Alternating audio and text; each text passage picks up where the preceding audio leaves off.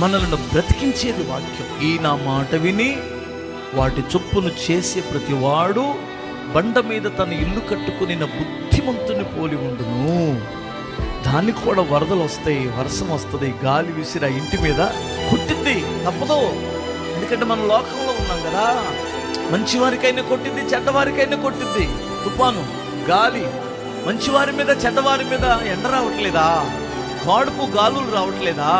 వర్షం అందరి మీద పడట్లేదా? తుఫాను అందరికి రావట్లేదా? అలాగే శ్రమలు, శోధనలు అనేటువంటివి నువ్వు చర్చికి వచ్చినా రాకపోయినా, నువ్వు నీతిమంతురాలువైనా అనీతిమంతుల మీద అయినా వస్తుంది, కానీ కూలిపోదు. ఎందుకంటే నీ పునాది గొప్పది.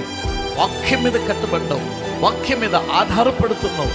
ఆ వాక్యం నిన్ను బ్రతికిస్తుంది, ఆ వాక్యం నిన్ను ధైర్యపరుస్తుంది.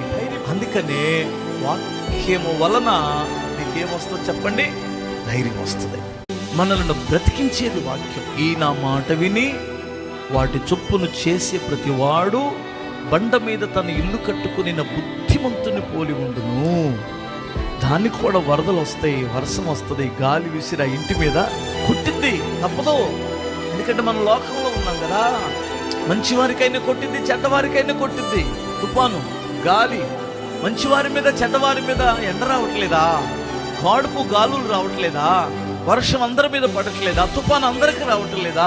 అలాగే శ్రమలు, శోధనలు అనేటువంటివి నువ్వు చర్చికి వచ్చినా రాకపోయినా, నువ్వు నీతిమంతురాలువైనా అనీతిమంతుల మీద అయినా వస్తుంది, కానీ కూలిపోదు. ఎందుకంటే నీ పునాది గొప్పది. వాక్యం మీద కట్టబడ్డావు, వాక్యం మీద ఆధారపడుతున్నావు. ఆ వాక్యం నిన్ను బ్రతికిస్తుంది, ఆ వాక్యం నిన్ను ధైర్యపరుస్తుంది. అందుకనే వాక్యము వలన నీకేమొస్తుందో చెప్పండి? ధైర్యం వస్తుంది.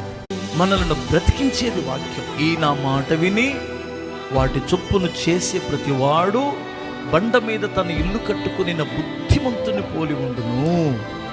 దానికి కూడా వరదలు వస్తాయి, వర్షం వస్తుంది, గాలి విసిరి ఆ ఇంటి మీద కొట్టింది, తప్పదు. ఎందుకంటే మన లోకంలో ఉన్నాం కదా.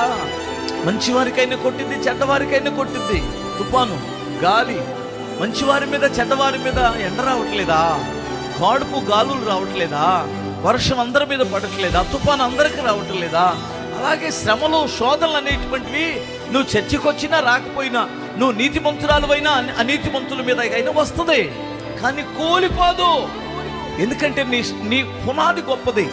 వాక్యం మీద కట్టబడ్డావు, వాక్యం మీద ఆధారపడుతున్నావు. ఆ వాక్యం నిన్ను బ్రతికిస్తుంది, ఆ వాక్యం నిన్ను ధైర్యపరుస్తుంది. అందుకనే వాక్యము వలన నీకేమొస్తుందో చెప్పండి?